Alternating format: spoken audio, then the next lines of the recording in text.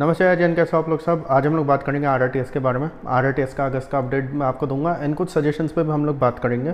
कुछ बहुत अच्छे सजेशंस मेरे को मिले थे पिछले वाले वीडियो में, उनमें से एक स्पेशल भी वो था, मतलब सजेशन था, उस पर भी हम लोग बात करेंगे। पहले आरआरटीएस के अपडेट के ऊपर आते हैं। देखिए आज डेट है 13 अगस्त जब मैं ये वीडियो बना रहा हूँ। अभी तक जो अपडेट है उस हिसाब से ये बताया जा रहा है, हो सकता है कि 2 दिन बाद यानी 15 अगस्त को जो रिमेनिंग सेक्शन है दिल्ली मेरठ आरआरटीएस का वो खोल दिया जाए। मतलब सरायकाले खान से new Ashoknagar and Meerut south से मोदीपुरम तक पूरा खोल दिया जाएगा। बट अभी ये चीज़ें बिल्कुल भी कंफर्म नहीं है, तो ये भी हो सकता है कि परसों खोल दिया जाए। एंड ये अगर नहीं होता है तो ये चीज़ तो पक्की है कि विद इन अगस्त या फिर within first week of सितंबर ये रूट खोल दिया जाएगा, क्योंकि ट्रायल्स वगैरह सब हो चुके हैं, सब कुछ बिल्कुल सेट है, सारा सब कुछ 160 की स्पीड पे भी ट्रायल हो चुका है, सब कुछ हो चुका है, पूरा सब कुछ तैयार है। एंड अभी मतलब मैं अपने कुछ रिलेटिव्स से मिलने जाता हूँ मोदीनगर, एंड वो आरआरटीएस से ही जाता हूँ मैं, क्योंकि मोदीनगर मेरठ साउथ से एक स्टेशन पहले पड़ता है। तो मैंने न्यू अशोकनगर स्टेशन पे जब ट्रेन बोर्ड करी थी तब मैंने वहाँ पे ट्रायल वाली ट्रेन भी देखी थी, जो सरायकाले खान और न्यू अशोकनगर के बीच में ट्रायल करी थी। तो ट्रायल तो बहुत पहले से चल ही रहा है। इसके अलावा बीच में मेरा सरायकाले खान स्टेशन भी जाना हुआ, तो वहाँ पे मैंने ये चीज़ देखी कि इनाग्रेशन की तैयारियाँ चल रही हैं। अब इनाग्रेशन की तैयारी चल रही है तो इसका मतलब तो यही है कि बहुत जल्द होने वाला है।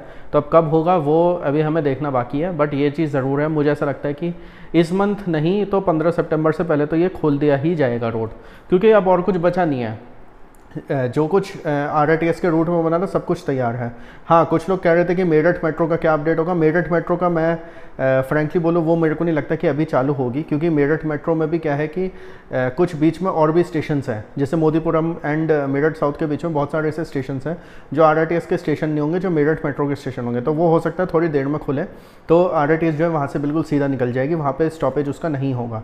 ओवरऑल जो है अपडेट यही है कि अभी तक ये बोला जा रहा है कि 2 दिन बाद 15 अगस्त को भी हो सकता है इसका इनाग्रेशन, एंड हो सकता है 15 दिन बाद हो सकता है 25-26 तारीख में हो जाए, या फिर मतलब अगले 1 महीने के अंदर कभी भी इनाग्रेशन इसका हो सकता है। अभी जो टेंटेटिव डेट है वो 15 अगस्त की बोली जा रही है इस समय जब मैं वीडियो बना रहा हूँ। तो ये तो हो गया दिल्ली मेरठ आरआरटीएस का अपडेट। एंड एक चीज़ और मैंने देखी इस बार जब मैं दिल्ली मेरठ आरआरटीएस में गया, कि दिल्ली मेरठ आरआरटीएस बहुत ज़्यादा पॉपुलर हो गई लोगों के बीच में। एंड मतलब अब तो ऐसा हो गया कि आपको सीट भी नहीं मिलेगी। मतलब अब जैसे मैं न्यू अशोकनगर से बैठा था तो वो तो टर्मिनेटिंग स्टेशन है, तो वहाँ तो मेरे को सीट मिल गई। बट मेरे को ये चीज़ लगी मैंने जब ये सरायकाले खान शुरू हो जाएगा, क्योंकि मेरे घर के पास तो न्यू अशोकनगर स्टेशन है, तो मेरे को तो न्यू अशोकनगर पे भी सीट नहीं मिलेगी। एंड आनंद विहार से सबसे ज़्यादा भीड़ चढ़ती है। इसके अलावा जो गाज़ियाबाद स्टेशन है वहाँ से भीड़ चढ़ती है, तो ये लाइन बहुत ज़्यादा पॉपुलर भी हुई है। एंड अब एक और न्यूज़ आ रही है कि अब डीपीआर इन्वाइट किया गया है मोदीपुरम से हरिद्वार तक इसको एक्सटेंड करने का। तो ये भी एक बहुत अच्छी न्यूज़ है कि इस आरआरटीएस को जो है हरिद्वार तक एक्सटेंड किया जाएगा। अब आते हैं दूसरे जो 2 आरआरटीएस के रूट्स हैं उसका क्या अपडेट है। उसका मैंने आपको पिछली बार बताया था कि डीपीआर जो अलवर वाला है उसमें तो डीपीआर चेंजेस हो रहे हैं, वो डीपीआर चेंजेस होने के बाद टेंडर दिया जाएगा, एंड फिर उसके बाद अगस्त 2026 में बोला जा रहा है कि उसकी कंस्ट्रक्शन स्टार्ट होगी, एंड बाय 2031 इसको फिनिश ऑफ किया जाएगा। तो एक बहुत लंबा टाइम है, एंड मतलब आप मान के चलो 5 से 6 साल तो लगते ही है पूरे आरआरटीएस के उसको होने में। बट मेरे को कहीं ना कहीं ऐसा लगता है कि इतना हमें टाइम नहीं लेना चाहिए, स्पेशली आफ्टर जब हमें एक एक्सपीरियंस हो चुका है। तो हम लोग को कोशिश करनी चाहिए कि प्रोजेक्ट्स जो है जल्द से जल्द जो है ख़त्म करे जाए। जल्दी अगर ये प्रोजेक्ट्स होंगे तो बहुत ज़्यादा फ़ायदा हो सकता है हमारे लोगों को, हमारे पैसेंजर्स को। अभी जो न्यू अशोकनगर से मेरठ साउथ ही खुला है उसमें इतनी भीड़ हो गई है, भीड़ मतलब ऐसे नहीं कि मेट्रो जितनी भीड़, बट काफ़ी ज़्यादा पॉपुलर हो गई है ट्रेन। हालांकि टिकट के प्राइसेस बढ़ चुके हैं। पहले मैं न्यू अशोकनगर से मोदीनगर साउथ जाता था तो मेरे 80 रुपये लगते थे, अब मेरे को 120 रुपीज़ पे करना था। बट ठीक है, वो जर्नी बहुत अच्छी होती है, 35 मिनट में पहुंच जाता हूँ आराम से, एंड फिर वहाँ से आप ई रिक्शा लेके मैं अपने रिलेटिव के यहाँ पहुँच जाता हूँ। तो ऐसा कोई प्रॉब्लम नहीं होती है, बहुत ज़्यादा कन्वीनियंट है। गाड़ी भी ले जाना बंद कर दिया मैंने और मेरी फैमिली ने। तो ये एक बहुत अच्छी चीज़ है। तो इसलिए देखिए ये एक ऐसा प्रोजेक्ट है जो बहुत ज़्यादा मतलब बहुत ज़्यादा पॉपुलैरिटी जिसको मिलेगी आगे जाके भी, तो दिल्ली अलवर को भी तेज़ी से करना चाहिए। सिमिलरली जो दिल्ली पानीपत दिल्ली करनाल वाला जो रूट है उसको भी यही चीज़ बोली जा रही है कि इसकी भी कंस्ट्रक्शन अगस्त से सितंबर 26 तक स्टार्ट होगी। एंड कुछ लोग ये भी कह रहे थे कि इसकी कंस्ट्रक्शन हो सकता है पहले स्टार्ट हो जाए। उसका रीज़न सिंपल से है, इसका डीपीआर ऑलरेडी फाइनल हो चुका है।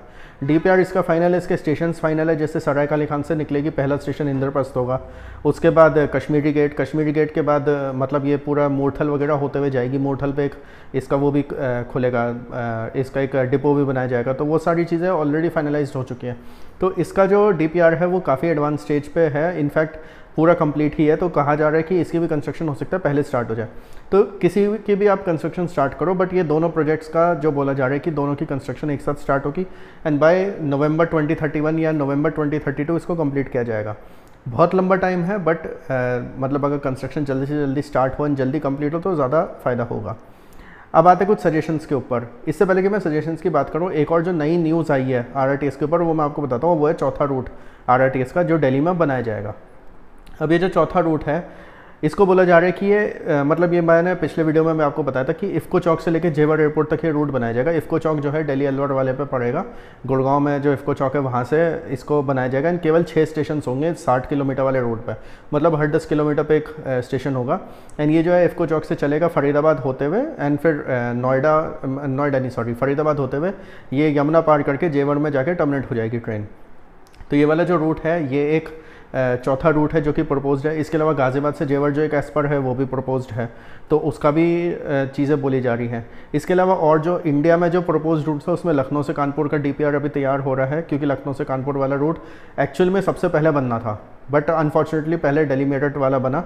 अब मतलब good for people in Delhi and UP, but हाँ लखनऊ कानपुर वालों को वेट करना पड़ेगा। तो लखनऊ कानपुर का भी वो बन रहा है डीपीआर। इसके अलावा इन 3-4 प्रोजेक्ट्स जो दिल्ली एनसीआर में इसका बन रहा है डीपीआर। तो ये मतलब मोटा मोटी सारा अपडेट है जो कि अभी का है एंड फ्यूचर जो प्रोजेक्ट्स हैं। अब जो इसमें एक नया अपडेट और आया है वो ये आया कि जो इफ़को चौक से जेवर वाली जो लाइन है इसको हो सकता है थोड़ा आगे एक्सटेंड करके दिल्ली एयरपोर्ट टर्मिनल 3 तक कर दें, जिसका मतलब ये है कि ये वाली जो लाइन होगी टर्मिनल 3 से लेकर जेवर एयरपोर्ट तक जाएगी। काफ़ी ज़्यादा अच्छी बात है कि भाई दिल्ली एयरपोर्ट और जेवर एयरपोर्ट आपस में कनेक्ट हो जाएंगे। एंड बहुत सारे ऐसे पैसेंजर्स होंगे जिनको कनेक्टिंग फ़्लाइट्स लेनी होंगी या कुछ भी होगा, तो उनको एक अच्छा कनेक्शन मिलेगा। देखिए आप इंटरनेशनल कहीं पे भी जाइए, आप न्यूयॉर्क का एयरपोर्ट देख लीजिए, सिडनी का देख लीजिए, दुबई का देख लीजिए, अबू धाबी का देख लीजिए, लंदन हीथ्रो देख लीजिए, कुछ भी देख लीजिए, इन सब में आपको एक चीज़ दिखेगी कि आपको एक टर्मिनल से दूसरे टर्मिनल के बीच में एक मोनोरेल या फिर रेल टाइप की सर्विस आपको मिलती है। हालांकि मैं बहुत टाइम से ये चीज़ बोल रहा हूँ कि दिल्ली का जो टर्मिनल 2 एंड 3 है एंड जो टर्मिनल 1 है उसके बीच में एक मोनोरेल चलनी चाहिए, छोटी सी ट्रेन चलनी चाहिए। कभी उसके बारे में बात होती है, कभी नहीं होती है। कभी ये बोला जाता है सबवे बना देंगे, बट मेरे ख्याल से मोनोरेल बननी चाहिए, बट उसके बारे में कोई भी बात नहीं है। बट हाँ इतना ज़रूर है कि जेवर एंड जो दिल्ली का एयरपोर्ट है उसको कनेक्ट करने के लिए ये एक बहुत अच्छी पहल है कि इफ़को चौक के आगे जो है टर्मिनल 3 से भी इसको कनेक्ट किया जाए। तो ये कनेक्ट किया जाएगा तो टर्मिनल 3 एंड 2 तो आमने सामने, तो 2 एंड 3 एक साथ कनेक्ट हो जाएंगे। एंड मेरे ख्याल से तो जो आरआरटीएस है उसका ये भी किया जा सकता है कि हम इसको टर्मिनल 1D का एक स्टेशन दें, टर्मिनल 1D के बाद इसको अगला स्टेशन टर्मिनल 3 वाला ही दे दें। ये अगर हम करते हैं तो वो बहुत एक अच्छी चीज़ हो जाएगी। उससे तीनों आपके टर्मिनल कनेक्ट हो गए, जेवर एयरपोर्ट भी कनेक्ट हो गया। हालांकि मैंने पिछले वीडियो में आपको सजेशन दिया था कि हम इसे हिसार एयरपोर्ट तक भी एक्सटेंड कर सकते हैं, बट अभी फ़िलहाल यही बात हो रही है कि इसको जो है दिल्ली टर्मिनल 3 टर्मिनल 2 तक कनेक्ट किया जाएगा। तो ये एक लाइन है जो कि अभी डीपीआर जिसकी प्लानिंग अभी चल रही है। गाज़ियाबाद से जेवर की बात हो ही गई है। अब आते हैं सजेशंस के ऊपर। अब सजेशन में पिछले वाले वीडियो में एक बड़ा अच्छा मेरे को सजेशन है, क्योंकि मैंने कहा था हिंडन एयरपोर्ट को भी कनेक्ट करने को, इन गाज़ियाबाद से जेवर वाली लाइन को जो है एक सेपरेट लाइन बना के वो करना है। बट गाज़ियाबाद से जेवर वाली लाइन में नोएडा मेट्रो भी चलेगी, वो भी एक बातें थी। फिर कुछ लोगों का ये भी कहना था कि गाज़ियाबाद से जेवर अगर हम एस्पर बना रहे हैं तो गाज़ियाबाद से हापुड़ भी एक एस्पर बनना चाहिए। हापुड़ एस्पर अगर बनेगा तो हापुड़ क्या मुरादाबाद तक भी आप एस्पर बनाइए। अगर हम दिल्ली मेरठ को हरिद्वार तक एक्सटेंड करें तो आप मतलब गाज़ियाबाद से जो हापुड़ वाला एक रूट प्रपोज्ड है उसको हमें गाज़ियाबाद से मुरादाबाद भी करना चाहिए। तो दिल्ली से मुरादाबाद, दिल्ली से हरिद्वार एक होना चाहिए। एंड ऐसी जो है अलवर की तरफ जो है वहाँ पर भी एक एस्पर बनेगा जिसमें एक निमराना भी जाएगा। इसके अलावा करनाल की तरफ तो कोई एस्पर प्रपोज नहीं है, बट यह है कि ये कुछ लोगों की राय थी। अब इसमें एक चीज़ आती है कि सराय काले खान को जब एक मेन सेंटर बनाया जा रहा है तो हम गाज़ियाबाद को मेन सेंटर क्यों बनाएं, क्योंकि गाज़ियाबाद से 3 एस्पर तो निकल नहीं सकते। तो इसलिए ये एक मेरे को सजेशन आया था कि गाज़ियाबाद की जगह हम जेवर को एक वो बनाना चाहिए, हमें एक सेंटर बनाना चाहिए। एंड मैं कहीं ना कहीं इस बात से एग्री भी करता हूँ। बट अगर हम ये चीज़ करते भी हैं कि हम सराय काले खान के बाद एक दूसरा हम एक वो बनाएं, एक मेन आरआरटीएस का मतलब एक जंक्शन बनाएं जेवर एयरपोर्ट पे, तो हमें फिर जो है हमें एक और चीज़ कंसिडर करनी होगी कि हमें हिंडन एयरपोर्ट भी कनेक्ट करना है। एंड हमें अगर हिंडन एयरपोर्ट कनेक्ट करना है तो कहीं ना कहीं जेवर से गाज़ियाबाद वाला जो रूट है वो एज पर ना होकर एक अलग आरआरटीएस रूट होना चाहिए। एंड गाज़ियाबाद स्टेशन के आगे थोड़ा सा अगर आप आरआरटीएस को आगे एक्सटेंड करोगे हिंडन की तरफ तो आपको हिंडन एयरपोर्ट भी मिल जाएगा। ज़्यादा कुछ नहीं होगा, 7-8 किलोमीटर आपको एक्सटेंड करना पड़ेगा आरआरटीएस को, उससे ज़्यादा कुछ वो नहीं होगा। तो मेरे जो अच्छा इसके अलावा एक आगरा वाला भी सजेशन था जिसमें यह था कि भाई आगरा तक अगर आरआरटीएस जाती है तो क्या होगा क्या नहीं होगा। अब यहाँ पे 2 चीज़ें आ रही हैं आगरा की जब हम बात करते हैं तो चलो आगरा की बात मैं थोड़ी देर बात करूँगा, बट जहाँ तक ये मेरे को सजेशन आया था कि गाज़ियाबाद को मेन सेंटर ना बनाओ, तो मेरा अब जो फ्रेश सजेशन है वो यही है कि गाज़ियाबाद को हमें एक मेन सेंटर बनाना ही पड़ेगा। मतलब वो एक जंक्शन तो होगा, बट वो एक एस्पर वाला भी जंक्शन होगा एंड एक मतलब एयरपोर्ट वाला भी एक जंक्शन होना चाहिए, एंड जेवर एयरपोर्ट को भी एक जंक्शन बनाना चाहिए। अब मेरे जो फ्रेश सजेशन है वो ये है कि अगर हम मेरठ से लेकर हरिद्वार तक एक्सटेंड कर रहे हैं तो ये तो एक्सटेंशन बहुत अच्छा है, मुजफ्फरनगर भी कनेक्ट हो जाएगा, हरिद्वार भी एक्सटेंड हो जाएगा। हालांकि कुछ लोग कहेंगे देहरादून तक ही एक्सटेंड कर दो। अब वो देहरादून तक एक्सटेंड होता है नहीं होता है, क्या है क्या नहीं, वो तो बहुत बात की बात है। हरिद्वार ही हो जाए वो बहुत बड़ी बात होगी। दूसरी बात क्या है, गाज़ियाबाद से जेवर जो है वो अब एक अलग मतलब वो एक एस्पर नहीं होना चाहिए। पहले ये था कि सराय काले खान से जेवर एक ट्रेन जाएगी, एक ट्रेन मेरठ तक जाएगी, बट मेरे ख्याल से अब उसको एक एस्पर नहीं होना चाहिए। एस्पर होना चाहिए गाज़ियाबाद से हापुड़ होते हुए मुरादाबाद, ये एस्पर्स होने चाहिए। क्योंकि मेरे को बहुत सारे ऐसे लोगों के कमेंट्स हैं जो हापुड़ या मुरादाबाद साइड रहते हैं, उनको भी ये चीज़ें मतलब उनको भी ये था। इनफैक्ट मैं आपको बताऊँ, मेरा तो ऐसा, मेरे फादर की फैमिली मोदीनगर साइड की एंड मेरे मदर की जो फैमिली है वो हापुड़ साइड की है। तो उसमें होता क्या है कि अब मेरी जो मदर की साइड की फैमिली है वो ये बोलता है कि यार तुम मोदीनगर तो अब चले जाते हो उससे RRTS से, एंड यहाँ पे तुम्हें गाड़ी लेके आना पड़ता है, तो हमें भी RRTS का स्टेशन होना चाहिए ऑल दैट। खैर वो तो पर्सनल वाली बात हो गई, बट बहुत सारे ऐसे लोगों के मेरे को कमेंट्स है जो हापुड़ मुरादाबाद साइड रहते हैं, उनको भी RRTS की सर्विस एक चाहिए, एंड RRTS एक ऐसी चीज़ है जो बहुत ज़्यादा फ़ायदा भी देगी। तो मेरे ख्याल से अब ये होना चाहिए गाज़ियाबाद से मुरादाबाद तक वाया हापुड़ एक एस्पर बनाया जाए। इसके अलावा अलवर एंड निमराना के जो 2 एस्पर्स हैं वो तो हैं ही। इसके अलावा जो है एक नया रूट बनना चाहिए, जो गाज़ियाबाद जेवर है ये एक एस्पर नहीं होना चाहिए, एक नया बिल्कुल ब्रांड न्यू रूट होना चाहिए।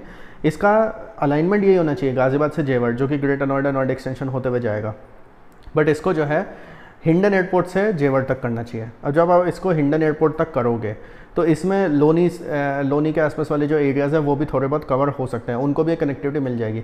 हो सके तो हिंडन के आगे आप एक स्टेशन लोनी का भी दे सकते हो, क्रॉनिका सिटी और वो सब, तो उनको भी कनेक्टिविटी मिल जाएगी। वागपत वगैरह भी कनेक्ट हो सकता है, तो वो एक चीज़ हो सकती है। तो वहाँ से आप जेवर तक एक रूट बना दीजिए। एंड ये जो गाज़ियाबाद से जेवर है 72 किलोमीटर का है, बट अगर हम लोनी सर्कल तक करते हैं तो मेरे ख्याल से 85 किलोमीटर्स के आसपास ये बैठेगा, तो ये बहुत एक अच्छी चीज़ हो जाएगी। एंड इसको एक इंटरचेंज दे दीजिए गाज़ियाबाद पर, मतलब गाज़ियाबाद जो है एक तो आपका इंटरचेंज स्टेशन हो जाएगा, इंटरचेंज तो ऑब्वियसली एक अलग लाइन हो जाती है, एंड एक आपकी एस्पर लाइन हो जाएगी।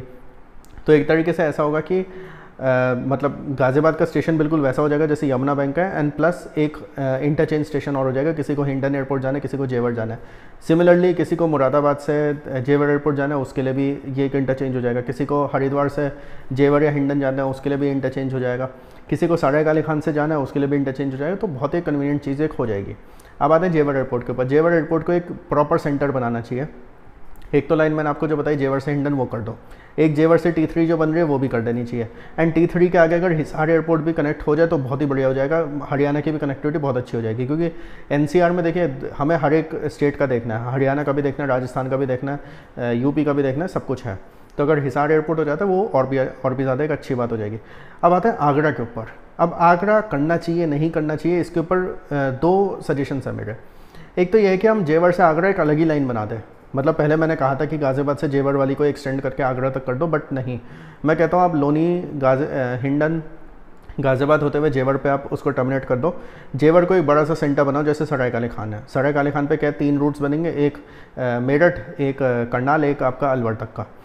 वैसे ही आप क्या कर सकते हो, आप जेवर को एक सेंटर बनाइए, एक आप करिए हिंडन एयरपोर्ट तक की जो गाज़ियाबाद होते हुए जाएगी, एंड एक आप करिए जेवर से लेके पूरा T3 तक, T3 नहीं करना तो हिसार एयरपोर्ट तक, जो भी गवर्नमेंट का प्लान हो, और एक करना चाहिए जेवर से आगरा तक। तो ये भी एक सेंटर हो जाएगा। तो जेवर एक सेंटर हो जाएगा, सराय काले खान एक सेंटर हो जाएगा, एंड कहीं ना कहीं गाज़ियाबाद भी एक सेंटर हो जाएगा। तो गाज़ियाबाद भी एक जंक्शन, जेवर एक जंक्शन, एंड सराय काले खान एक जंक्शन, ये 3 जंक्शंस बहुत अच्छे होंगे, एंड मेरे ख्याल से ये मोर देन एनफ होगा। इसके अलावा जो और चीज़ें हैं RRTS में, जो और कोई रूट मेरे ख्याल से बनाने की ज़रूरत नहीं, और मेरे ख्याल से सिर्फ एक और रूट बनाने की ज़रूरत हो सकती है कि आप 270 किलोमीटर के पेरीफेरल के पैरेलल में एक रूट बना दो with interchange station at all RRTS। वो तो डिपेंड करता है NCRTC उसको कंसिडर करते नहीं करते, क्या है क्या नहीं है। तो ये तो सजेशंस होगा दिल्ली NCR के, ये मोटा मोटी सारे सजेशंस हैं। लखनऊ कानपुर का भी DPR बन रहा है, वो भी मतलब अगर काम सब कुछ सही रहा तो वो भी 2031-32 तक बनने की पूरी तैयारी है। मुंबई पुणे का मैंने सजेस्ट किया था कि मुंबई पुणे बनना चाहिए, north Goa to south Goa बनना चाहिए, चेन्नई के पास रूट्स हैं, बेंगलोर से मैसूर एक रूट है जो बनना चाहिए, पटना से गया बन सकता है, इंदौर से भोपाल वैसे तो 200 किलोमीटर कोशिश करें तो बनाया जा सकता है। फिर एक जयपुर से अलवर बन सकता है, ताकि मतलब अलवर तक मतलब किसी को केवल RRTS से जयपुर जाना है वो कर सकता है, एक चंडीगढ़ से करनाल बन सकता है, एक चंडीगढ़ से अमृतसर बन सकता है। ऐसे बहुत सारे रूट्स हैं जो RRTS में बनाए जा सकते हैं। अच्छा, आगरा वाले के ऊपर मैं एक और बात बोलना चाहूँगा। एक नई खबर जो आई है कि बुलेट ट्रेन का जो DPR है वो थोड़ा सा चेंज किया गया है। मैं अगले हफ्ते बुलेट ट्रेन का वीडियो आपके लिए लेकर आऊँगा, क्योंकि बुलेट ट्रेन का जो दिल्ली वाराणसी वाला जो रूट है उसका थोड़ा सा DPR चेंज किया गया है। अब उसमें DPR में चेंजेस ये हुए हैं कि सराय काले खान से ये बुलेट ट्रेन स्टार्ट होनी थी। इसका पहला स्टॉप जेवर एयरपोर्ट होना था एंड दूसरा स्टॉप मथुरा होना था। ये दोनों स्टॉप्स जो है हटा दिए गए हैं। मतलब सराय काले खान के बाद सीधा स्टॉप आगरा होगा, आगरा के बाद सीधा स्टॉप मेरे ख्याल से उन्नाव होगा, उसके बाद फिर लखनऊ होगा। ऐसे करके कुछ स्टॉप्स वगैरह उसके बनाए जा रहे हैं। Even for that matter Prayagraj and Raebareli वाले स्टॉप्स को भी हटा दिया गया है। तो इस हिसाब से उसको बनाया जा रहा है। तो हम ये भी कर सकते हैं कि आप जेवर से आगरा बनाओ ही मत RRTS। आप ये कर लो कि भाई हम सराय काले खान से सीधा बुलेट ट्रेन ही निकाल रहे हैं, ये भी करा जा सकता है। और या फिर अगर आपको एक एक्स्ट्रा कनेक्टिविटी देनी है तो कोई ऐसी बात नहीं है, हम जेवर से RRTS आगरा तक भी बना सकते हैं। हाँ, ये RRTS तब फ़ायदेमंद हो सकती है अगर किसी को जैसे मथुरा जाना है, वृंदावन जाना है, या फिर किसी को मतलब जो बीच में और जो जगह पड़ती है वहाँ जाना है, तो उन लोगों के लिए काफ़ी ज़्यादा फ़ायदा ये हो सकता है। क्योंकि देखिए, जो बुलेट ट्रेन में जा रहा है अगर उसको सीधा ही स्टॉप आगरा पे मिलेगा तो जिसको मथुरा जाना है, जिसको कहीं और जाना है, उसके लिए तो बहुत बड़ी प्रॉब्लम होगी। तो कहीं ना कहीं मेरे को ऐसा लगता है दोनों चीज़ें ही कर दो। RRTS भी कर लो। RRTS उनके लिए जिनको शॉर्ट डिस्टेंस जाना है, जिनको मान लीजिए अलीगढ़ जाना है, मथुरा जाना है, कुछ भी है, उनको आप कनेक्टिविटी दे दो। एंड जिनको लॉन्ग डिस्टेंस जाना है, वाराणसी जाना है, कैलकाटा जाना है, उनके लिए तो बुलेट ट्रेन बनी रही है। उनके लिए तो इसलिए बन रही है कि भाई स्टॉपेज आपके कम होंगे। कि सीधा दिल्ली से आगरा जाना है आपको विदाउट एनी हैसल, आपको आधे घंटे में पहुँचना है, तो सीधा आप बुलेट ट्रेन में बैठो एंड सीधा वहाँ तक पहुँच जाओगे। तो मोटा मोटी ये सारे सजेशंस हैं RRTS के। आपके कोई और सजेशंस हो प्लीज़ ऐड करना कमेंट्स में। आप मेरे को बताना जो मैंने नए सजेशंस ऐड करे, जिसमें मुरादाबाद इंक्लूडेड है एंड प्लस ये लोनी से लेकर जेवर तक की लाइन है, फिर जेवर से T3 हिसार एयरपोर्ट एंड फिर जेवर से आगरा। आप इससे कितना एग्री करते हो, कितना नहीं करते हो, वो भी ज़रूर बताना। Like this video, share it with all your friends. Thank you for watching the video.